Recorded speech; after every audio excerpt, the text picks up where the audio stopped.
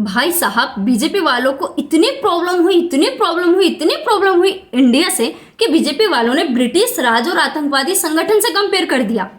कितनी गलत बात है। वीडियो में हम डिस्कस करेंगे इंडिया वर्सेस एनडीए। आखिर ये इंडिया और एनडीए वाला झोल क्या है, इसको हम समझेंगे और इसके साथ ही हम कुछ सवालों के जवाब देंगे आपको।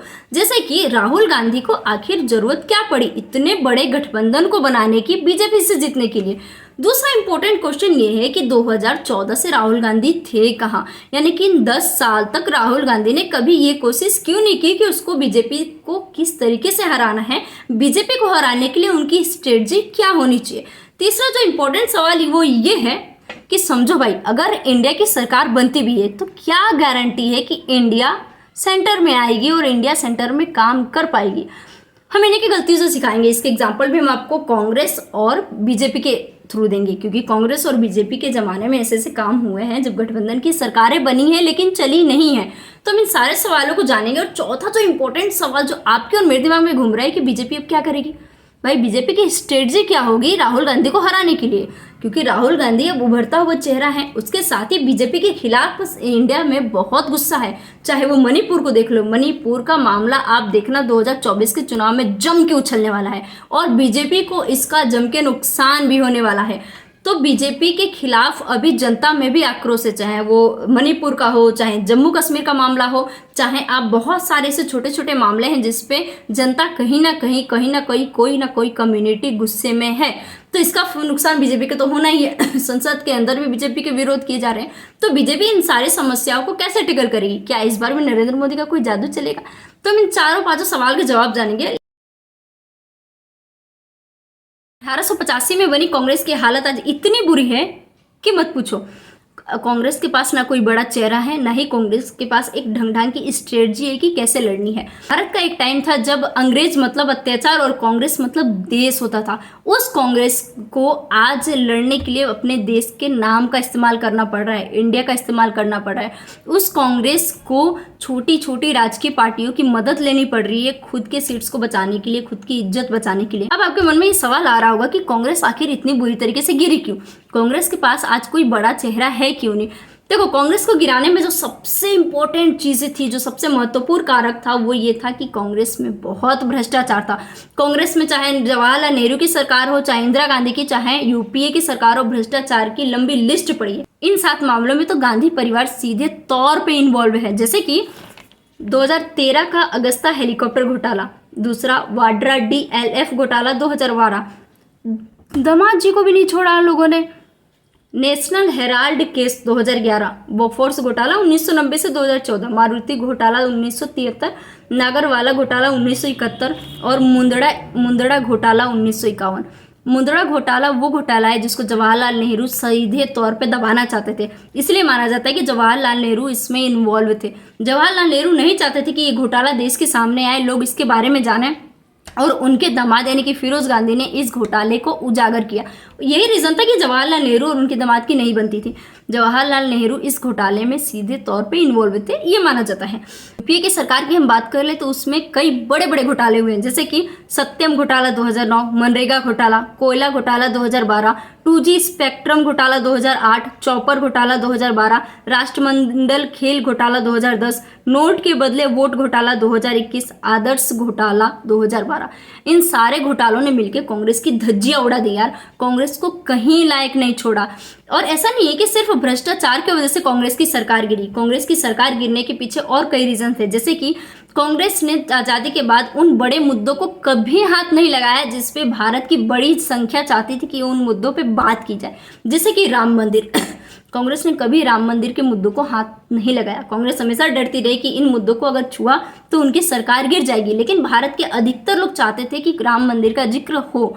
दूसरी चीज़ कि UCC, जम्मू कश्मीर का जो धारा 370 हटाना, ये 3-4 ऐसे बड़े बड़े मुद्दे थे, चाहे सोशल जस्टिस, चाहे इंडिया को इंटरनेशनल लेवल पे ऊपर ले जाना, ये वो सारे 5-6 मुद्दे ऐसे थे जिस पे कांग्रेस ने कभी बात नहीं की। लेकिन बीजेपी ने जो कांग्रेस का डर था उसको सेलिब्रेट किया और उसी डर पे बीजेपी ने सारे चुनाव लड़े और जीती। जैसे कि बीजेपी ने कहा कि हम राम मंदिर बनाएंगे, हमारे मैनिफेस्टो में UCC लाना है, हमारे मैनिफेस्टो में जम्मू कश्मीर में धारा 370 को हटाना है। जिस डर से कांग्रेस ने 1947 के बाद जिस डर को छुआ भी नहीं, अपनी चीज़ों को मैनिफेस्टो में कभी लेके नहीं आई, उस डर को बीजेपी ने सेलिब्रेट किया और वो 2014 में सत्ता में आई। 2014 के बाद कांग्रेस ने बहुत हाथ पैर भी नहीं मारे, मारती भी कैसे। 2014 में जब इलेक्शंस हुए और बीजेपी जीती तो बीजेपी के पास नरेंद्र मोदी जैसा बड़ा चेहरा था जो एक बार इशारा करते तो जनता दौड़ी चली आती। लेकिन कांग्रेस के पास कुछ नहीं था। कांग्रेस अभी संभलती तब तक बीजेपी पूरे देश पे राज कर चुकी थी। 14 में सत्ता में आई बीजेपी की सरकार के पास नरेंद्र मोदी जैसा चेहरा था, बेबाक, जो जनता की बातों को रखते थे, जो कहते थे कि हाँ मंदिर वहीं बनाएंगे, इस टाइप्स के सेंटेंस का इस्तेमाल करते थे। दूसरी तरफ कांग्रेस के पास कुछ था नहीं। लेकिन आपने देखा कि मरती कांग्रेस में पिछले साल से राहुल गांधी ने जान डालने की कोशिश की है। राहुल गांधी ने पूरे भारत को जोड़ने की कोशिश की है। राहुल गांधी ने भारत को जोड़ने के थ्रू एक एक लोगों के पास जाके उनकी समस्या को सुनने के लिए और कांग्रेस को घर घर पहुंचाने की कोशिश की है। शायद यही कारण है कि जब उनको लगा कि अब हमने कांग्रेस में जान डाल दी है तो हमें जरूरत है कि हम विपक्षी पार्टियों को साथ लें, उन्हें एक नया नाम दें और एक नया नाम दे के हम एक नई पार्टी बनाएं। इसीलिए कांग्रेस ने एक नई पार्टी इंडिया के नाम से बनाई और वो अब इसके थ्रू 2024 का लोकसभा का चुनाव जीतेंगे। साथ साथ सारी विपक्षी पार्टियां समझती है कि 301 सीट से बीजेपी भी लोकसभा में है और 142 सीट से उनको हराना पॉसिबल नहीं है। लेकिन इस नए नाम से बीजेपी को जरूर चुनौती मिलने वाली है। दूसरा महत्वपूर्ण सवाल ये है कि कांग्रेस ने इन 10 साल में गठबंधन बनाने की कोशिश क्यों नहीं की। कांग्रेस ने अब जो भारत जोड़ो यात्रा शुरू की वो पहले क्यों नहीं की, या कांग्रेस ने 10 साल में क्यों नहीं सोचा कि हम गठबंधन बना के बीजेपी को हरा सकते हैं। आप इन मैप को ध्यान से देखिए, ये 1952 का मैप है जिसमें कांग्रेस की सरकार 21 राज्यों में है। जम्मू कश्मीर को छोड़ दे तो लगभग पूरे भारत में इनकी सरकार है। और आप ये 2022 का मैप देखिए, इसमें कांग्रेस की सरकार सिर्फ 2 राज्यों में है और बाकी में जो है वो सहयोगी है, जिसको कभी भी बीजेपी तोड़ दे कोई भरोसा नहीं है। तो कांग्रेस की सरकार 2 राज्यों में है। कांग्रेस की हालत आपको समझ में आ रही होगी कि देश में क्या हो गई है। आप इन मैप को भी देखिए, ये दैनिक भास्कर से ली हुई मैप है जिसमें 2019 में लोकसभा चुनाव में बीजेपी के पास 301 सीटें दिखाई गई हैं और 2021 में बीजेपी 18 राज्यों में डायरेक्ट तौर पर और फिर उसके अपने सहयोगी के साथ राज्य कर रही। दोनों मैप आपको समझा रहे होंगे कि कांग्रेस और बीजेपी में कितना फर्क है। कांग्रेस की गिरती सरकार और बीजेपी की बढ़ती सरकार क्यों बढ़ी। इन 10 साल में कांग्रेस ने ये कोशिश क्यों नहीं की कि दबा दिया जाए बीजेपी को। देखो, किसी भी सरकार को दबाने के लिए आपके पास सबसे पहले एक ढंग की स्ट्रेटजी होनी चाहिए कि आपको काम कैसे करना है, जैसे बीजेपी के पास थी कि बीजेपी को कैसे काम करना है, कैसे लोगों को अपने तरफ करना है, कौन कौन से मुद्दे उठाने हैं जिससे लोग आपकी तरफ भी हो जाए और बीजेपी अपना काम भी कर ले। लेकिन कांग्रेस के पास ऐसा कुछ नहीं था। कांग्रेस के पास ऐसी कोई ढंग की स्ट्रेटजी नहीं थी जिसको इस्तेमाल करके वो बीजेपी को हरा पाए। दूसरा एक सबसे बड़ा रीजन ये था कि कांग्रेस के पास कोई चेहरा नहीं था। आपने देखा सोनिया गांधी बहुत कम सक्रिय है राजनीति में और सोनिया गांधी इकलौता एक ऐसा चेहरा थी जिसके दम पे कांग्रेस आगे बढ़ सकती थी। कांग्रेस के पास राहुल गांधी जैसा चेहरा था जिसने हमेशा ही गलतियां की। अगर आप इन 1 साल को छोड़े तो राहुल गांधी ने हमेशा बचकाने हरकत की, चाहे वो संसद वाला वीडियो हो या उनके जो बयान होते हैं वो भी। तो कांग्रेस के पास कोई चेहरा ही नहीं था। दूसरी तरफ बीजेपी के पास बहुत बड़ा चेहरा नरेंद्र मोदी थे। तीसरी जो बात है कि कांग्रेस ने 2014 के पास आपस में सिर्फ विपक्षी पार्टियों से लड़ाई की। कभी ये सोचा ही नहीं कि इन विपक्षी पार्टियों का इस्तेमाल बीजेपी के खिलाफ भी किया जा सकता है। अब जब ये उन्हें समझ में आया तब तक बीजेपी 10 साल तक इंडिया में राज कर चुकी है। अब ये पार्टियां बनाएंगे, गठबंधन करेंगे और 2024 का लोकसभा चुनाव में सिर्फ 8 महीने हैं। देखते हैं इंडिया क्या कमाल करती है, क्या ऐसा करती है कि 2024 का लोकसभा चुनाव जीतती है। 1975 में इमरजेंसी लगता है। 1975 में इमरजेंसी लगता है। इमरजेंसी ने देश के और देश के लोगों को इतने बुरे तरीके से तोड़ा कि 1977 में जब चुनाव हुए तो इंदिरा गांधी की सरकार धड़ाम से नीचे गिरी। पहले जो 350 लोकसभा सीटों के साथ राज कर रही थी इंदिरा गांधी की सरकार 153 सीटों पे सिमट गई।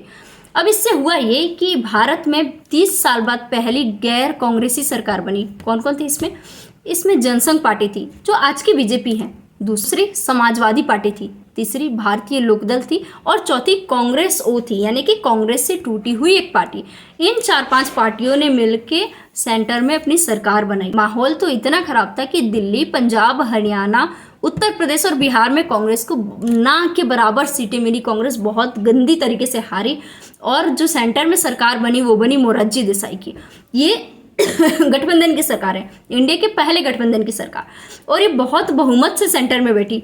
लेकिन बावजूद इसके बहुमत होने के बाद भी ये सरकार नहीं चल पाई। एक तो कांग्रेस इसको तोड़ने के लिए रेडी थी और ये टूट भी गई, और दूसरी इसके अंदर लोगों में इतने सारे विवाद हुए कि जो ये सरकार 2 साल में 1979 में ही गिरी, धड़ाम से गिरी, और 1980 में फिर इंदिरा गांधी बहुत सारे बहुमत के साथ वापस आई।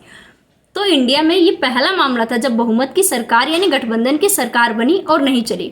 2004 की बात कर लेते हैं हम। 2004 में जब लोकसभा चुनाव हुए तो किसी भी पार्टी को बहुत बहुमत नहीं मिला। जब किसी पार्टी को बहुत बहुमत नहीं मिला तो यूपीए की सरकार बनी, यानी कि कांग्रेस ने उन सभी पार्टियों को खुद में लिया जो कि एनडीए में नहीं गए या नहीं जाना चाहते थे, और इन सभी पार्टियों को लिस्ट हम आपको दे देंगे। इन सभी पार्टियों की सरकार बनी यूपीए की, और यूपीए की सरकार की जो बदनामी हुई या जो इंडिया का ग्रोथ था बहुत ही खराब था।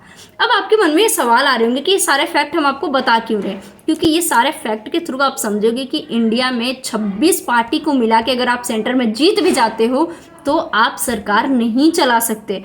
क्योंकि जब गठबंधन की सरकार होती है तो सरकार स्थिर होती है, उस सरकार का कोई माई बाप नहीं होता, कोई उसे देखने वाला नहीं होता कि ये सरकार कैसे काम कर रही है कैसे नहीं कर रही है। और यही एक रीज़न था कि 2004 में जम के घोटाले हुए। दूसरा इंपॉर्टेंट, अब 26 पार्टियों को लेके अगर सेंटर में बैठ भी जाते हो तो आप 26 पार्टियों के साथ मिलकर सरकार नहीं चला सकते। दूसरा इंपॉर्टेंट रीज़न ये है कि अगर आपने 26 पार्टियों को लेके जीता भी तो आपको याद रखना चाहिए अभी की सीटें कम भी होती हैं तो 301 सीटें हैं। अगर बीजेपी की सीटें कम भी होती हैं तो बीजेपी एक बहुत मजबूत विपक्ष के तौर पे काम करेगा, जिससे कि आप चाह के भी अपने मन में देखो बीजेपी ये समझ रही है कि कांग्रेस का राहुल गांधी की वजह से डे पर डे उनकी पॉपुलैरिटी बढ़ रही है। लोग राहुल गांधी को पसंद कर रहे हैं, उनकी बातों को सुनना पसंद कर रहे हैं। पहले जिस राहुल गांधी को बच्चा या पप्पू लोग कहते थे उस राहुल गांधी को लोग समझदार और अपना लीडर कहने लगे हैं। तो राहुल गांधी को हल्के में लेना और इस इंडिया को हल्के में लेना बीजेपी के लिए बेवकूफ़ी होगी, इसलिए बीजेपी ने भी अपना काम स्टार्ट कर दिया। बीजेपी ने भी इंडिया में पार्टियों को जोड़ना शुरू कर दिया है। 13 पार्टियों को अभी सुनने में आया कि बीजेपी ने 13 पार्टियों को जोड़ा है। सबसे बड़ी बात कि मान लेते अगर बीजेपी ने किसी पार्टी को नहीं जोड़ा तो आपको महाराष्ट्र वाली शिवसेना याद है। बीजेपी इन सारे इंडिया को छटका के अपनी सेना बना लेगी, इसका तो आधे तौर पर गारंटी है कि बीजेपी सारे इंडिया को छटकाएगी और अपनी सेना बना लेगी। तो बीजेपी अपनी स्ट्रेटजी को भी बहुत क्लियर कर रही है, जैसे कि जो पार्टियां बच गई है उन पार्टियों को अपने अंदर में लाना, जो पार्टियां कांग्रेस में है उनको थोड़ा सा है ना फिर अपने अंदर में लाना, और कांग्रेस के खिलाफ वो सारे मुद्दों को बार बार उठाना। जैसे कि अभी आपने संसद में सुना राजस्थान गूंज रहा है, गूंजना मध्य प्रदेश भी चाहिए, क्योंकि नेशनल क्राइम रिपोर्ट ब्यूरो के हिसाब से मध्य प्रदेश के भी वही हालात हैं जो राजस्थान के, लेकिन गूंज सिर्फ राजस्थान रहा है क्योंकि वहाँ पे कांग्रेस है। तो वही बात है, बीजेपी भी छोड़ने वाली तो नहीं है कांग्रेस को। जो भी होगा, इधर से चप्पल चले उधर से चप्पल चले, इधर से जो हो उधर से जो, हम लोग सिंपल से अपने पसंदीदा पार्टी को वोट देंगे। और आप मेरे वीडियोस को देखेंगे, मेरे वीडियोस को लाइक करेंगे, मेरे चैनल को सब्सक्राइब करेंगे, शेयर करना तो बिल्कुल नहीं भूलने वाले, क्योंकि एनडीए जीते या इंडिया जीते, जीत भारत की होनी चाहिए। जय हिंद।